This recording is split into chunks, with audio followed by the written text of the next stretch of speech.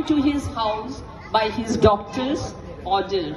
He spends his days chatting with villagers and passers-by from his window, learning about their journeys. The central theme explores the human desire for freedom against the reality of physical or societal constraints. The play portrays the innocent yet hopeful perspective of a child grappling with illness and dreaming of a larger world.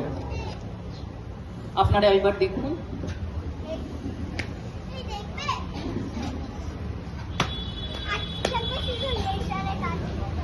দই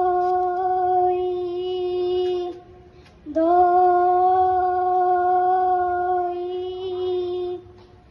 ভালো দই দইওয়ালা দইওয়ালা ও দইওয়ালা ডাকছো কেন? দই কিনবে? কেমন করে কিনবো? আমার তো আর পয়সা নেই। কেমন ছেলে তুমি? কিনবে না তো আমার বেলা বইয়ে দাও কেন? আমি যদি তোমার সাথে চলে যেতে পারতুম তো যেতুম। আমার সঙ্গে?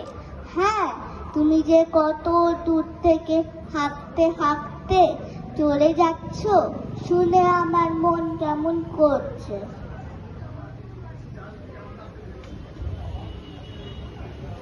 বাবা, তুমি এখানে বসে কি করছো? কবিরাজ আমার বেরোতে বারণ করেছে, তাই আমি সারাদিন এখানেই বসে থাকি। আহা বাছা, আমার কি হয়েছে? আমি জানি না, আমি তো কিছু পড়িনি, তাই আমি জানি না আমার কি হয়েছে। দইওয়ালা, তুমি কোথা থেকে আসছো?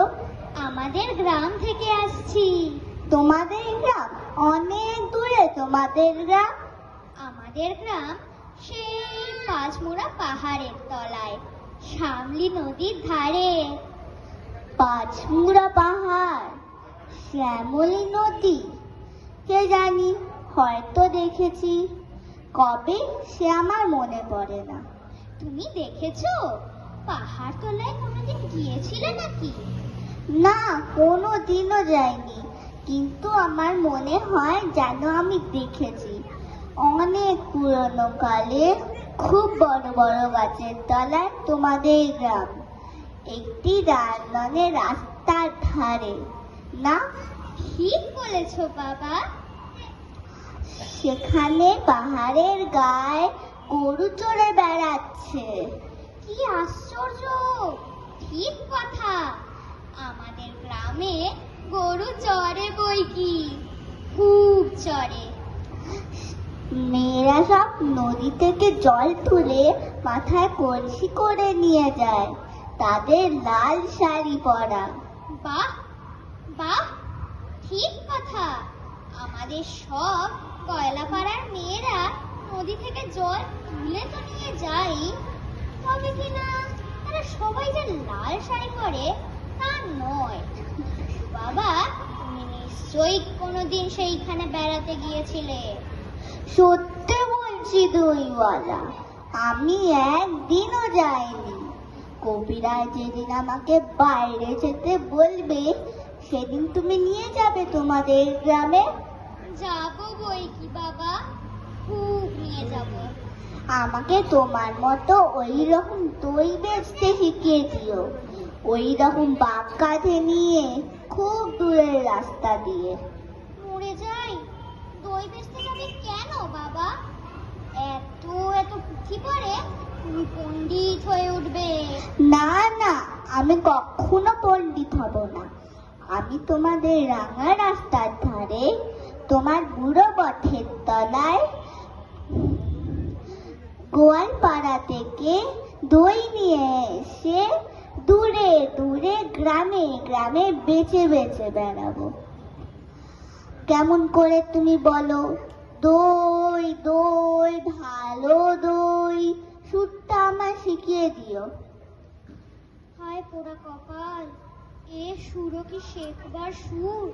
না না, ও আমার শুনতে খুব ভালো লাগে।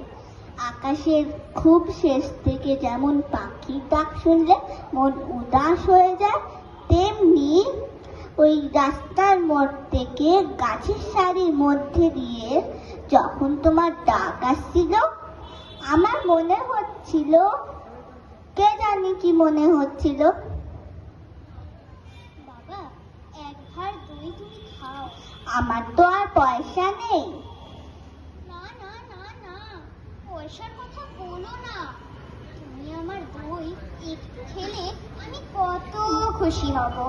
তোমার কি খুব দেরি হয়ে গেল? কিচ্ছু দেরি হয়নি বাবা, আমার কোনো লোকসান হয়নি। দই বেচতে যে কত সুখ সে তোমার কাছে শিখে নিলাম। দই দই ভালো দই, সেই পাঁচমুড়া পাহাড়ের তলায় সামলি নদীর ধারে গয়লাদের বাড়ির দই। ভোরবেলায় গাছের তলায় গরু দাঁড় করিয়ে দুধ দই। সন্ধেবেলা মেয়েরা দই বাটে, সেই দই। দই দই ভালো